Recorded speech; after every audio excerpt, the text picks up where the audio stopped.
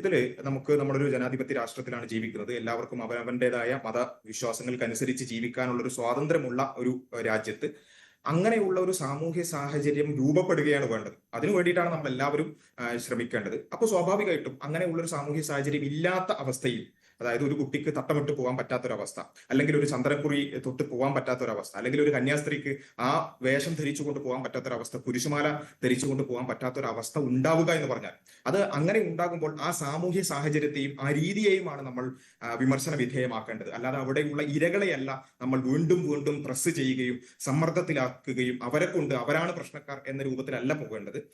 എല്ലാവർക്കും അവരുടേതായ വിശ്വാസം അനുസരിച്ച് ജീവിച്ചാൽ, അവരുടേതായ വസ്ത്രധാരണം പിന്നെ ആ രൂപത്തിൽ യൂണിഫോമിനെ വല്ലാത്ത രൂപത്തിൽ ബാധിക്കാത്ത രൂപത്തിൽ അവരുടേതായ വസ്ത്രധാരണങ്ങൾ എടുത്തു എന്നുള്ളത് കൊണ്ട് ഇവിടെ ഒന്നും സംഭവിക്കാൻ പോകുന്നില്ല. ഒരു കുട്ടി കുരിശുമാല ധരിച്ചു എന്നുള്ളത് കൊണ്ട് ഒന്നും സംഭവിക്കാൻ പോകുന്നില്ല. ഒരു തട്ടമിട്ടു എന്നുള്ളത് കൊണ്ട് ഒന്നും സംഭവിക്കാൻ പോകുന്നില്ല. അങ്ങനെ ഒന്നുമില്ലാത്തൊരു വിഷയത്തെ ഒരു വലിയൊരു പ്രശ്നവൽക്കരിച്ചുകൊണ്ട് അത് ആഗോളതലത്തിൽ തന്നെ വലിയൊരു സമൂഹത്തിൽ തന്നെ വലിയ ധ്രുവീകരണം ഉണ്ടാക്കുന്ന രൂപത്തിലേക്ക് പോകുന്നതിന് പകരം അബ്ദുള്ള ബസിൽ ഞാനൊന്ന് ഇടപെടുന്നത് വളരെ വളരെ സെൻസിറ്റീവായ ഒരു അല്ല ശ്രീ അബ്ദുള്ള ബസിൽ എനിക്ക് ആ കുരിശുമാല അല്ല അബ്ദുള്ള ബസിൽ ആ കുരിശുമാല ചന്ദനക്കുറി എന്ന് നിങ്ങൾ പറഞ്ഞത് കൊണ്ടാണ് ഞാൻ പറയുന്നത്. കാരണം വളരെ സെൻസിറ്റീവ് ആയിട്ടുള്ള ഒരു വിഷയമാണെന്ന് പറയുകയും ഇതൊക്കെ അനുവദിക്കാമെങ്കിൽ അതും അനുവദിച്ചുകൂടെ എന്നുള്ളൊരു ധ്വനി അതിനകത്തുണ്ട്.